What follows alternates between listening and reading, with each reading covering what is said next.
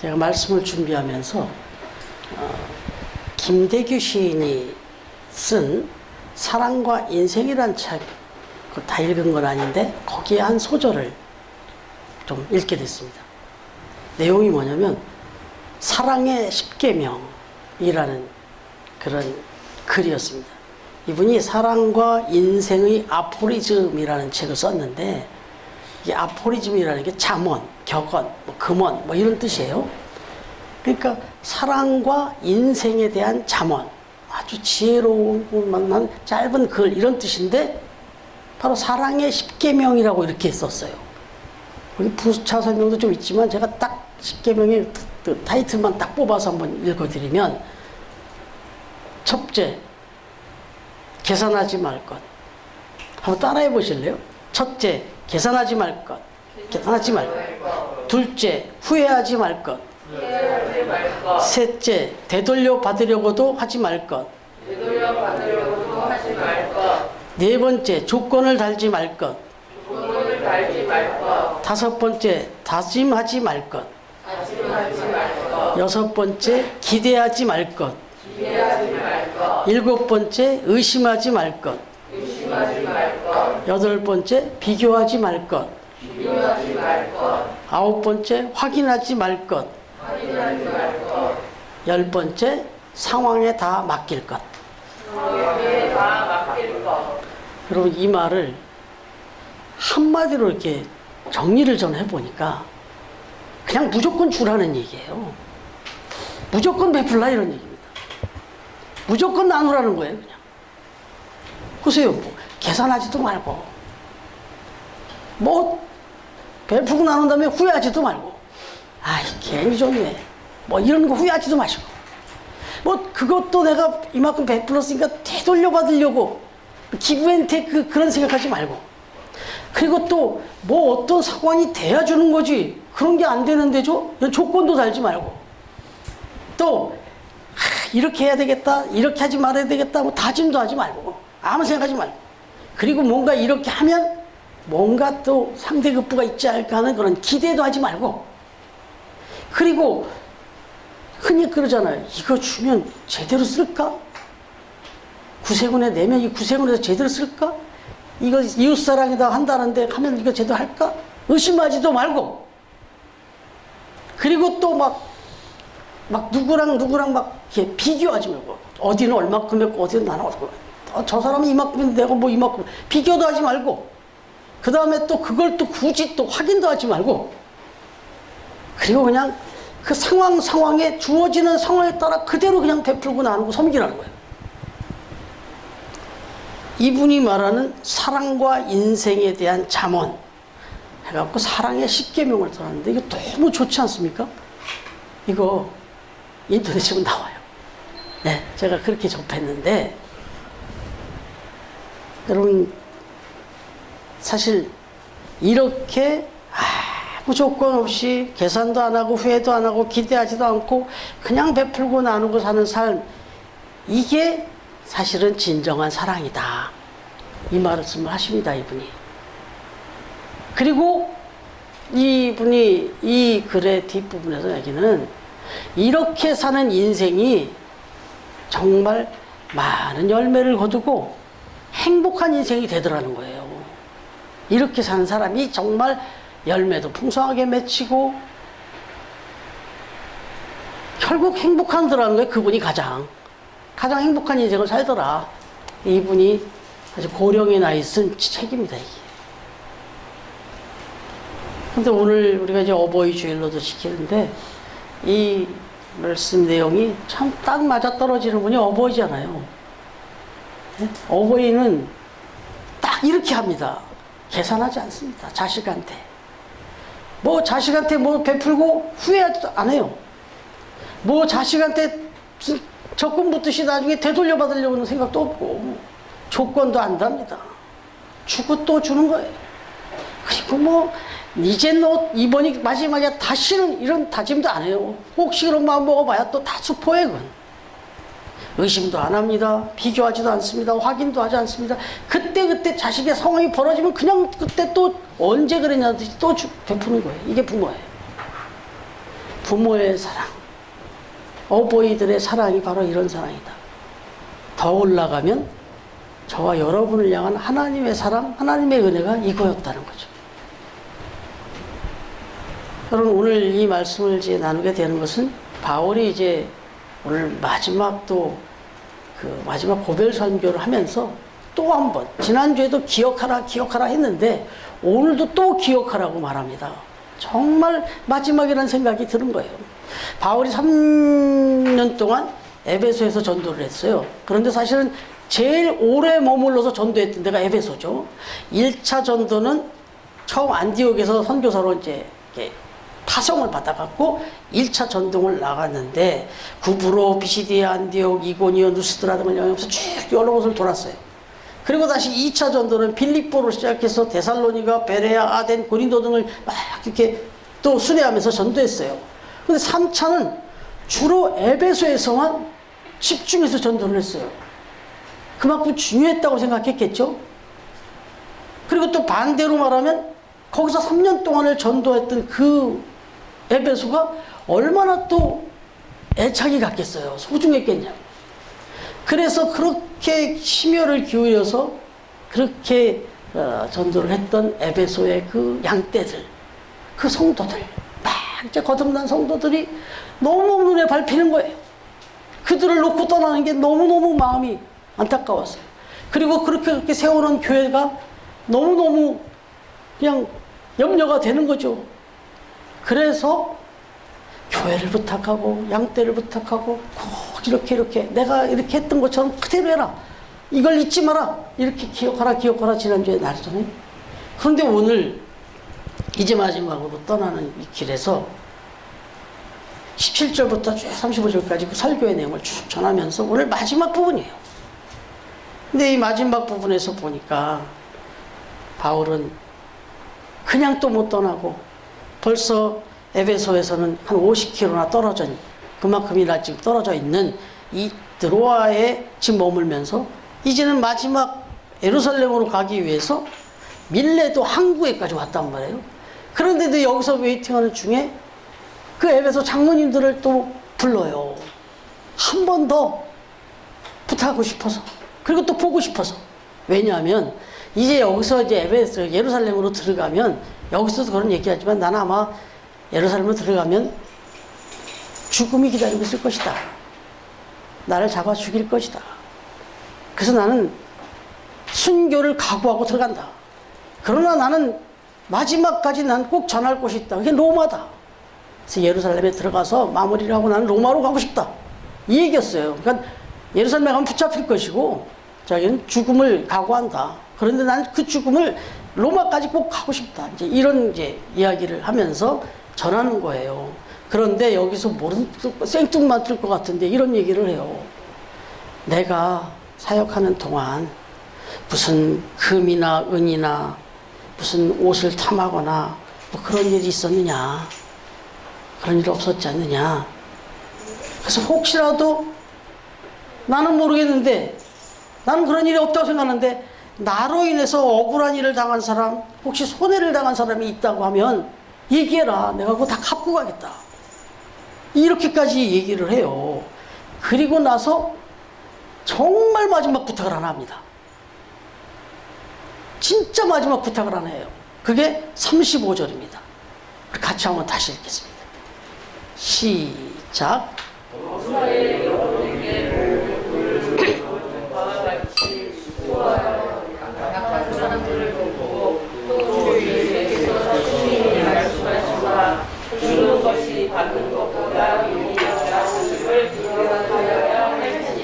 아멘. 이게 마지막으로 부탁하는 사도 바울의 부탁인데 역시 기억하라, 잊지 마라.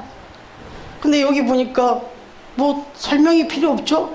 범사에 여러분에게 내가 다 모범을 보였지 않느냐. 내가 모범을 다 보였지 않느냐. 내가 실제로 그렇게 다 그냥 내가 그렇게 살았지 않냐. 봤지 않냐 여러분. 정말 열심히 수고하면서 특별히 내가 약한 사람들을 도왔지 않느냐. 그리고 예수님께서 친히 하신 말씀, 그 말씀대로 나는 살았다. 여러분도 그렇게 살아라. 꼭 그런 삶을 살아달라. 복음을 전하는데 예수님 잘 믿어라 이 얘기도 중요할 텐데, 예수님 잘 믿는 거 얘기는 뭐 기본이고, 그 예수님 잘 믿는 삶으로 어떻게 살아야 되는지를 얘기하는데, 주는 것이 받는 것보다 복이 있다. 이런 예수님 말씀이 있었는데 이걸 잊지 말아야 된다. 기억하라. 저기 마태복음 5장에 나온 팔복에는 없었는데 여기 나오는데 이건 분명히 들은 얘기예요. 그러니까 구복이라고 그러죠. 구복. 근데 주는 것이 받는 것보다 복이 있다 하시면 기억해라. 근데 여러분, 뭐 그렇게 막 복을 비는 스타일은 아니었는데 사도 바울이. 근데 이 에베소 장로님들과 에베소 교회 성도들을 축복하는데 뭐라고 축복하냐면, 주는 삶을 살아. 받는 삶이 아니라 주는 삶을 살아. 그게 너희들한테 진짜 복이다. 이 얘기를 해요. 여러분, 실예를 한번 들어볼게요. 베풀고 나누고 주는 삶이 정말 복된 삶인가? 아니, 다 주고 다 베풀고 다 나누면 나는 뭐예요? 근데 무슨 이게 복된 삶이라고 그래. 참 선한 삶이다. 이런 말은 이해가 될지 모르겠어요. 참 선하다. 정말 참 대단하다. 이렇게는 얘기할 수 있는데, 그 복된 삶이다? 글쎄, 이게 좀 안 와닿잖아요. 근데 이걸 제가 실예를 하나 좀 말씀드리면, 그 오연호 씨라고 하는 분이 쓴 책이 있어요. 제가 한번 언젠가 소개했었는데 좀 오래돼서 아마 기억이 없을 텐데, 한국이 미국에게 당할 수밖에 없는 이유라는 그런 제목의 책을 썼어요. 조금 책 제목이 조금 삐딱하긴 해요. 그런데 내용은 아주 심도가 있습니다. 한국이 미국에게 당할 수밖에 없는 이유. 이 제목처럼 이분은 미국을 많이 싫어하는 사람이에요. 그래서 대학생 때부터 철저한 그 반미주의자였고, 그리고 그런 데모하면 항상 앞장서는 주동자였습니다. 그래서 이분은 미국 사람들이 한국에 와서 이렇게 주둔해서 한국에서 착취하는, 한국의 여러 가지들에 있어 이권을 이렇게 누리는 이런 것들을 아주 구석구석 조사해서 끄집어내서 그거를 발표하고 세상에 알리는 그런 일을 자기 사명이라고 생각했던 사람입니다. 그래서 이런 책을 4권이나 썼어요. 이런 류의 책을 리포트 형식으로. 그런데 그것도 이제 모자라서 좀 더 미국을 제대로 알아서 제대로 비판해야 되겠다 싶어갖고 미국을 갑니다. 그래서 미국을 가가지고 미국의 어떤 그 사회 문화나 뭐 정치 문화 뭐 이런 것들을 쭉 이제 공부를 합니다. 서치를. 그런데 그렇게 그곳에 가서 조사하고 살펴본 결과 정말 시기가 나고 질투가 날 정도로 미국이 잘 살더라는 거예요. 너무너무 잘 살더라는 거예요, 이게. 말 그대로 저 소련도 다 망했고, 사회주의 국가들 다 망해나가고, 저 구라파라고 하죠. 유럽의 모든 나라들도 막 지금 다 망가져 나가고 있는데, 그리고 저 일본조차도 지금 이코노믹 애니멀이라 할 정도로, 경제적 동물이라 할 정도로 그렇게 아주 뭐 미국 다음으로 뭐 세계 경제를 주름잡았다고 하는 일본도 지금 엄청 지금 시들었거든요.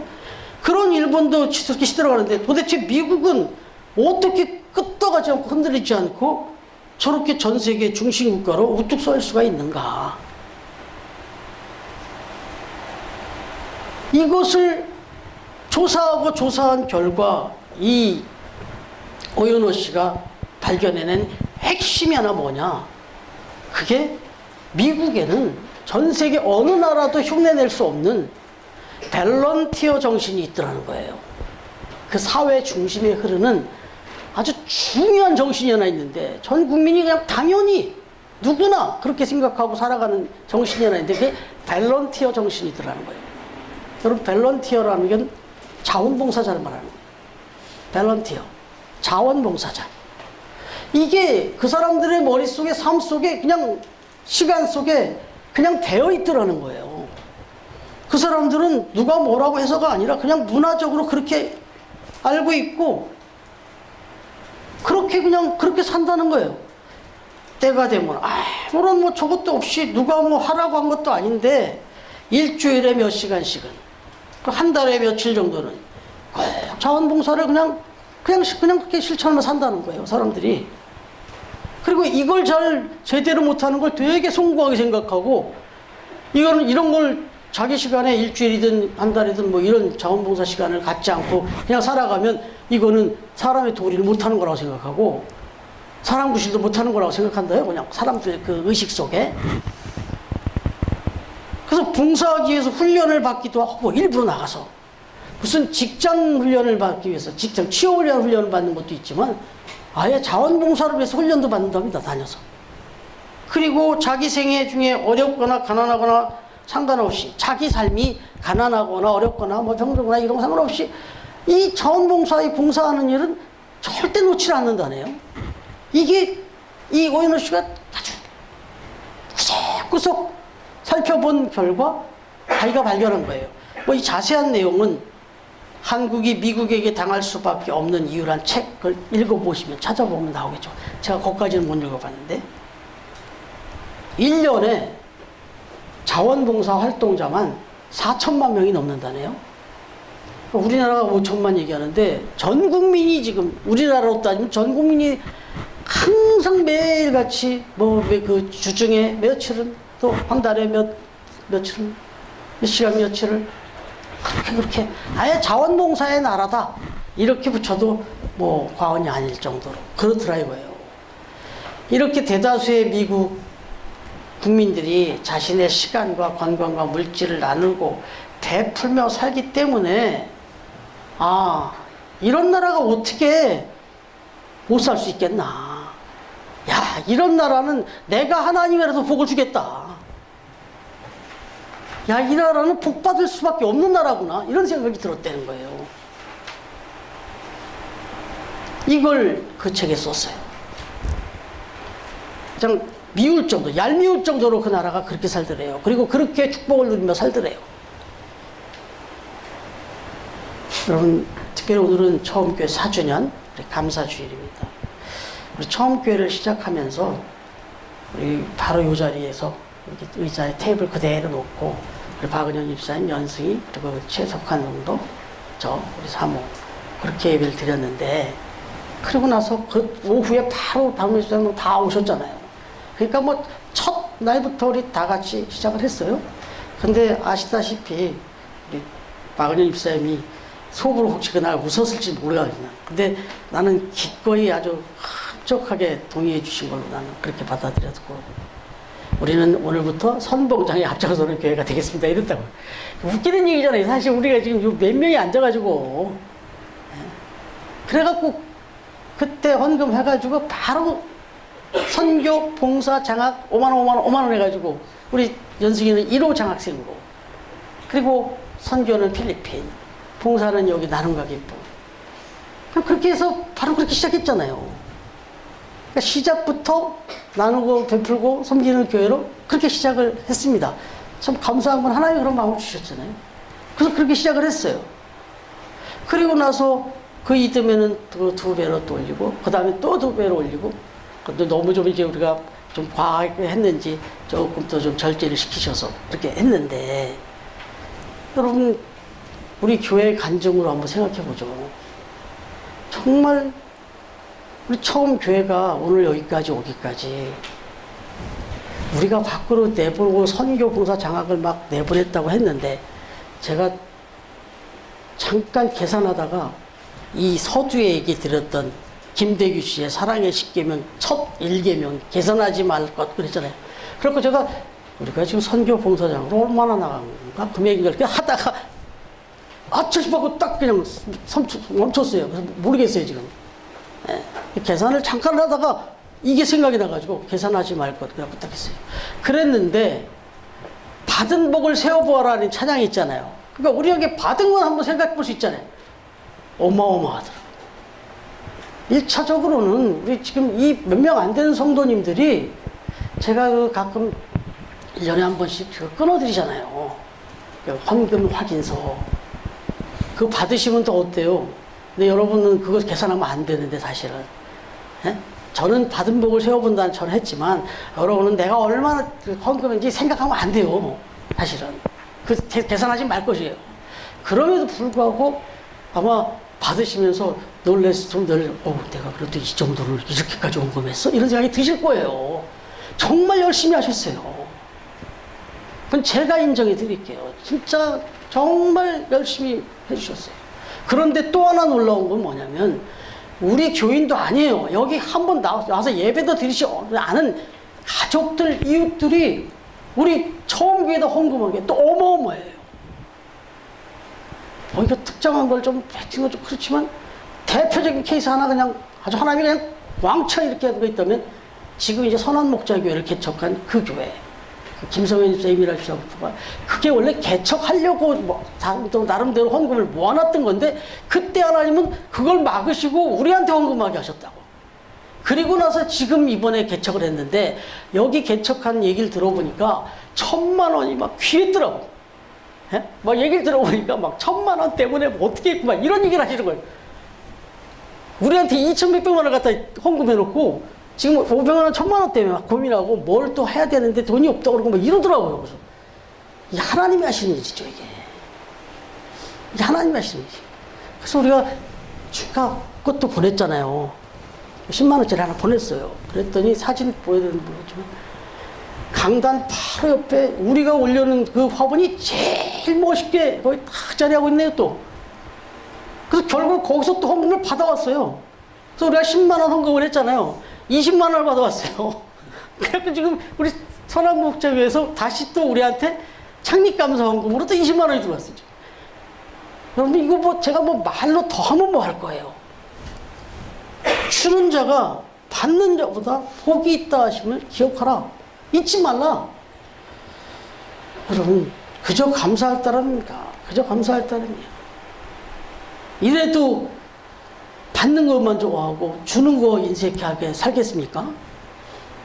우리 처음 교회가 정말 잘한 거죠. 그러니까 앞으로도 주는 데는 인색할 것도 없고 주저할 것도 없고 계속 주자고요. 계속 베풀고 나누고 섬겨보자고요. 그러면 하나님께서 정말 복이 있다.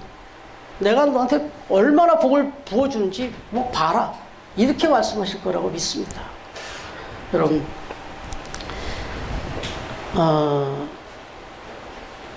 주는 자와 받는 자가 어느 쪽이 더 복되냐? 이거 뭐 대놓고 예수님께서 말씀하셨어요. 누가복음 6장 38절. 우리 연승이가 읽어주세요. 누가복음 6장 38절.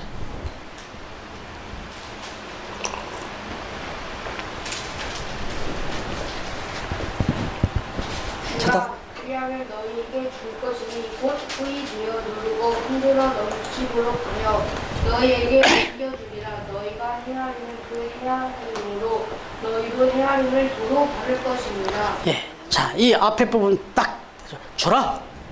그리하면 너희에게 줄 것이다. 이게 아니에요. 후히 되어 누르고 흔들어 넘치도록 하여 너희에게 안겨주리라. 이렇게 말씀. 이게 예수님 말씀입니다. 이러니까 사도 바울이 마지막 권면이 줘라. 주는 자가 되라. 인색하면요, 복음 전에도 복음이 안 들어갑니다. 그러니까 바울은 그걸 아는 거예요. 복음을 전해야 돼요. 근데 이 복음을 전하기 위해서 그들의 마음을 열려면 줘야 돼요. 오늘도 우리가 이제 또 떡을 이렇게 또 허물어 주셨잖아요. 그래서 이 떡을 나눌 건데, 지난주에 커피 나눌 때 저한테 들려온 그 피드백이 뭐 서로 나는 왜 안 주냐 뭐 그랬다고 그래요. 이 처음 만나를. 근데 그 말 속에는 커피 좀 달라도 있겠지만 어쨌든 나도 이거 달라. 나 여기다 매일 놓고 보겠다. 뭐 이런 사람들이 막 생겨났다고 그래요. 팬덤이 형성된 거예요. 근데 그 사람들한테 우리가 그냥 막 전도지만 돌렸으면 안 됩니다, 그거. 사실 우리 뭐 조금 우리끼리 얘기지만 과할 정도로 줬잖아요. 원수 있을 때마다. 네, 근데 그게 우리가 정략적으로 이렇게 해서 전도를 해야 될, 이게 아니라 그냥 주는 겁니다. 그냥 계산도 하지 마시고, 또 뭐 셈도 하지 마시고, 뭐 이 사람은 줄까 말까 이런 거 따지지 마시고, 그냥 뭐 피드백도 생각하지 말고, 또 의심도 하지 말고, 뭐 그냥 정말 하나님께서 이미도 우리에게 후이되어 부어주고 계신 걸 믿습니다.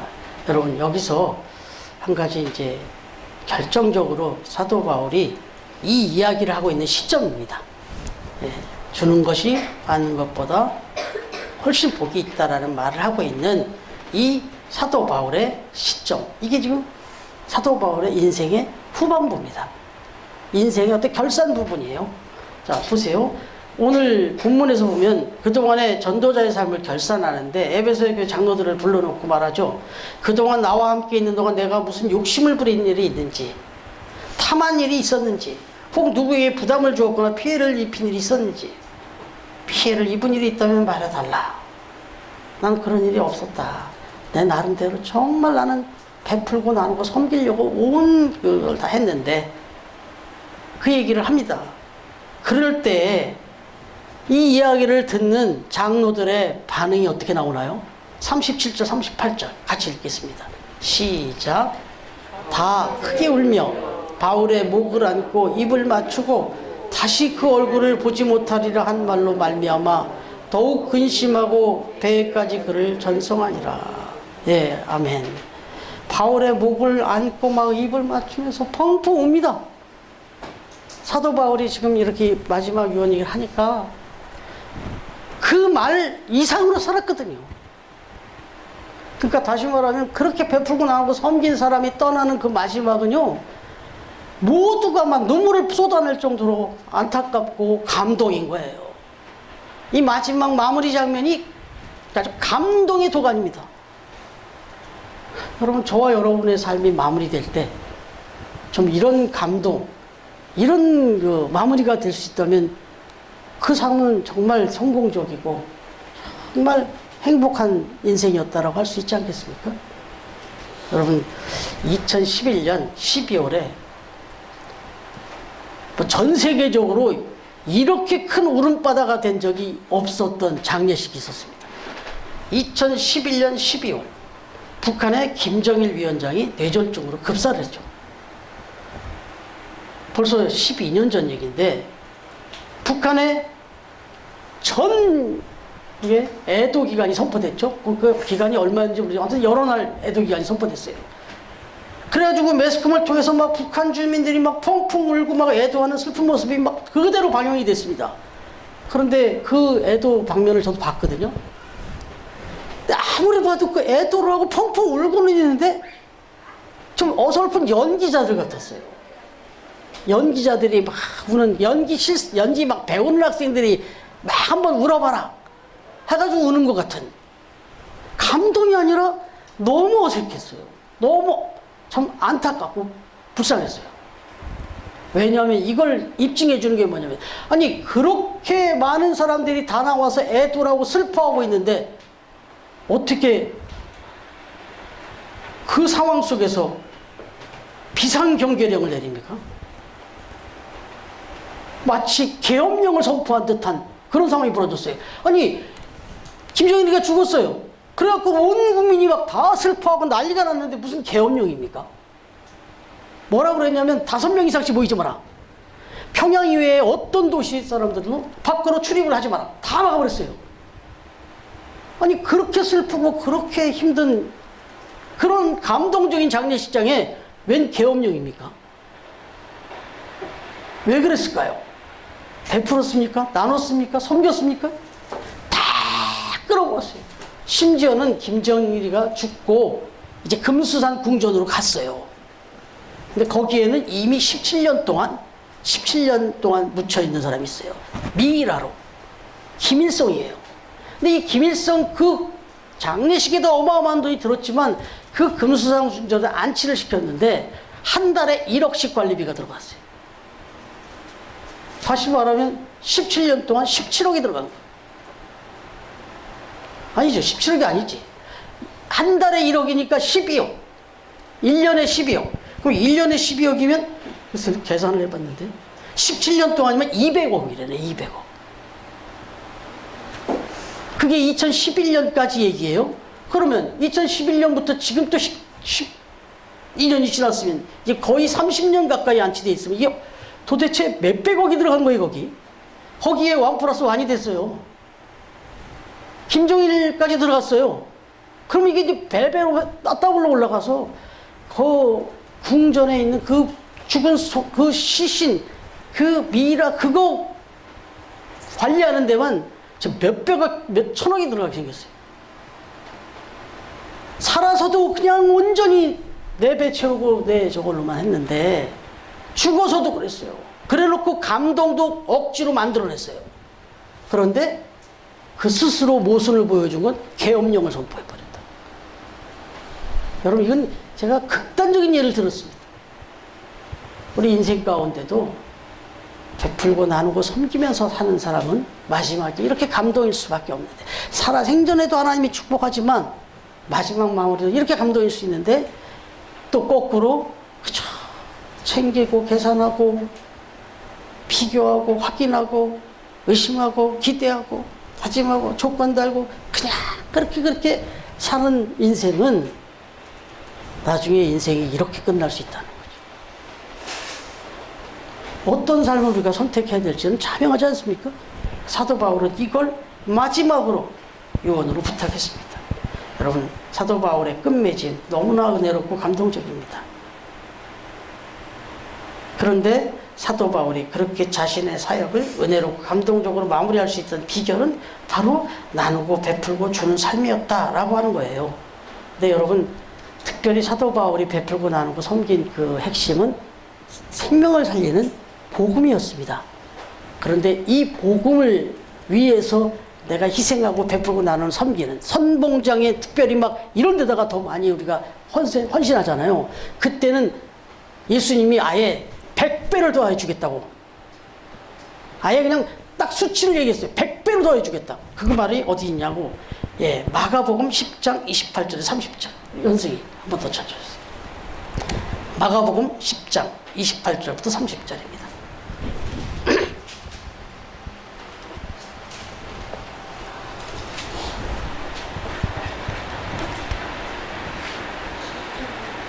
네, 마가복음 10장 28절부터 30절. 몸은 죽여도 영원히. 네. 마가복음 10장 28절부터 30절. 예. 우리가 여자와 이르되 비로소 우리가 모든 것을 버리고 주를 따랐나이다. 예수께서 이르시되 내가 진실로 너희에게 이르노니 나와 복음을 위하여 집이나 형제나 자녀나 어머니나 아버지나 자식이나 전토를 벌인 자는 현세에 있어 집과 형제와 자녀와 어머니와 자식과 전토를 100배나 박대를 범하여 받고. 예, 거기까지 할게요. 예. 뭐 심지어는 가족까지 내 모든 걸 다 내어주고 그렇게까지 만약에 복음을 전하는 일에 그렇게까지 했다면 그 사람은 내가 100배로 내가 갚아주겠다. 이렇게까지 말씀하시네요. 이게 사실 어버이의 마음이고 하나님 마음이죠. 여러분, 우리도 이제 언젠간 인생을 마무리할 시간이 오지 않겠어요? 그리고 우리 처음 교회가 이제 지금 4주년 맞았습니다만 언젠간 하나님 앞에 이제 경산할 때 결산할 날이 오겠죠. 그때 하나님께서 우리를 바라보면서 또 우리는 또 하나님 앞에서 정말 하나님이 말씀하신 대로, 주님이 말씀하신 대로 바울이 권면한 것처럼 주면서 나누면서 베풀면서 살았더니 그것과는 좋게 비교할 수도 없는 100배, 1000배의 복을 받았나이다. 우리가 이렇게 고백할 수 있다면 저와 여러분의 삶은 정말 행복한 삶이고 성공적인 인생이었다. 그리고 우리 처음 교회는 정말 하나님이 그래, 내가 이 수많은 교회들이 많이 있는데 또 하나의 교회를 세웠지만 처음 교회를 정말 내가 잘 세웠다. 이렇게 기뻐하실 거라고 믿습니다. 이제 우리 4주년이지만 5주년 또 계속 갈 동안 계속 베풀고 나누고 섬기는 그런 미담이 계속 넘쳐나는 우리 처음 교회가 되어지고, 또 그 일에 지금 정말 열심히 헌신해 주시고 계신 우리 처음 가족들 하나님께서 칭찬받는 그런 역사가 있기를 다시 한번 주님의 이름으로 축원합니다. 아멘.